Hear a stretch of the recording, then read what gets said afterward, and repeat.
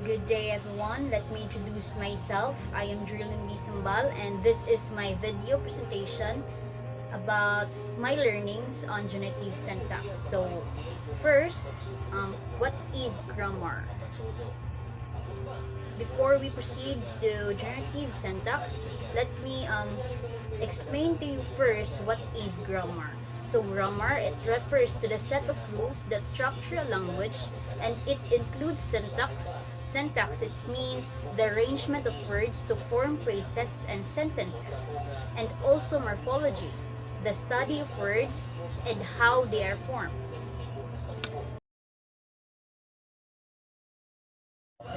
So generative grammar is the major subfield of generative syntax.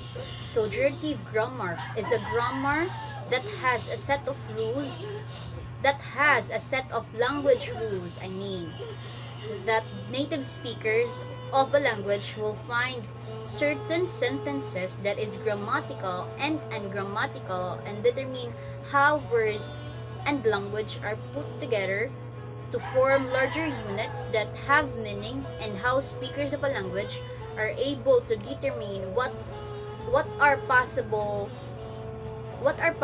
or what are impossible order of words in their language. So there are rules to determine how words and language are put together to form larger words or sentences.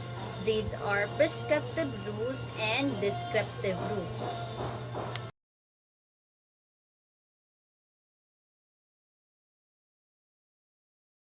Prescriptive rules. So don't split infinitives, and it explains how the language should be used by the speaker. Descriptive rules.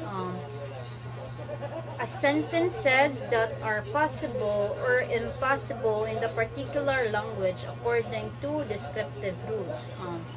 It describes how the language was used and grammatical and ungrammatical.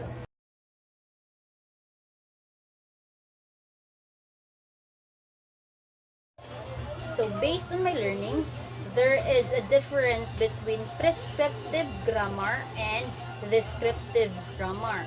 So descriptive grammar, on the other hand, it is a set of rules about language based on how it is actually used.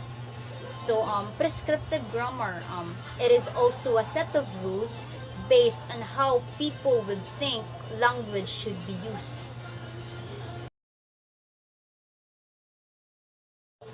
Constituency. So a constituent is a word or a group of words that function as a single unit within a hierarchical structure. So constituent is sentences have eternal structure. Sentences in language are not just linear strings of words. As what I have understand, that sentences and languages are not just linear strings of words, but rather it has an eternal structure and formed into larger groups which called the constituency.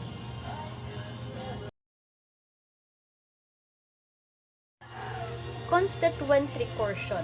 So recursion is the repeated sequential use of a particular type of linguistic element or grammatical structure. So constituent recursion, constituent can be of different types.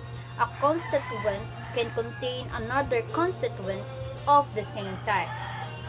So constituent recursion is a sentence being composed of constituent also allows language to be recursive. So the recursion is a constituent containing a constituent of the same type, and that recursion of other phrases can be smaller than other sentences.